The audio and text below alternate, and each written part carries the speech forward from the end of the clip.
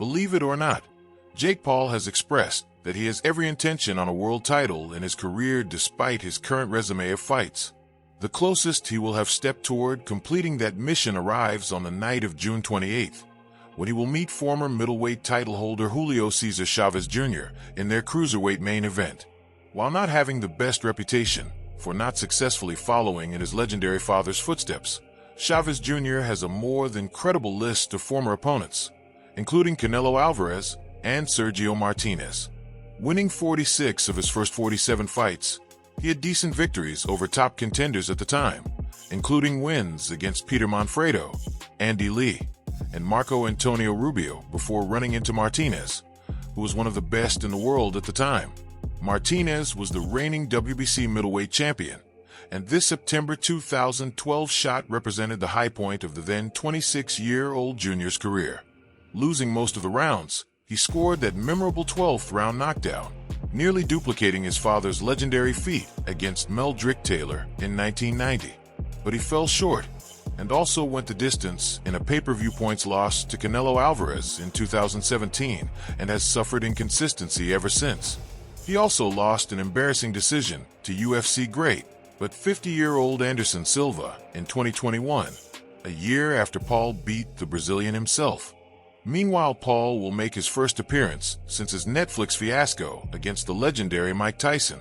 With Tyson nearing 60 years old, Paul's attempt to gain more traction and respect in the serious boxing world somewhat backfired, as many fighters and pundits alike dissed the fight, asking for Paul to fight an actual boxer closer to his own age for the first time since his close loss to Tommy Fury. Paul, 28, posted, "5 years ago, I stepped into the ring for my pro debut after one amateur fight, and every fight since has been a step towards becoming world champion.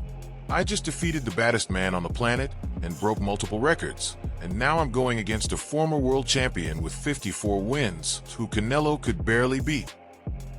On Saturday, June 28th, live on DAZN pay-per-view, I will defeat Julio and make Chavez Sr. proud in ways Jr. never has. Viva la Puerto Rico. The bout will be contested at the 200 pounds cruiserweight limit over 10 rounds on DAZN pay-per-view at the Honda Center in Anaheim. Speaking of Chavez Jr. and his legendary father, Sr. was at the initial press conference and still backs his son to defeat Paul, insisting that he's training properly for the first time in years. He's bounced back with 2 victories since, most recently on Paul's undercard against ex-UFC star Uriah Hall last July. Chavez, who claimed he turned down around $3 million initially to fight the problem child, said he would retire from boxing if he lost to Paul. He again called out the social media sensation last summer, with WBA President Gilberto Mendoza stating he would sanction the fight for a belt. But Paul talked down the bout with Chavez and any token title, stating he wanted a tougher fight, and mentioned every possible fight you could think of, including fights against Tank Davis, who's nearly 70 pounds less than Paul, or even against Canelo himself. While you can't knock the hustle of the former YouTuber, many boxing purists want him eliminated from making what they feel is a mockery of the sport they love so much, and they're hoping the namesake of one of its all-time greats can do the job. Focusing on the game plan of both fighters, Paul is a sharpshooter who relies on his jab, distance, and timing incoming fighters for his massive right hand, which has been very effective thus far.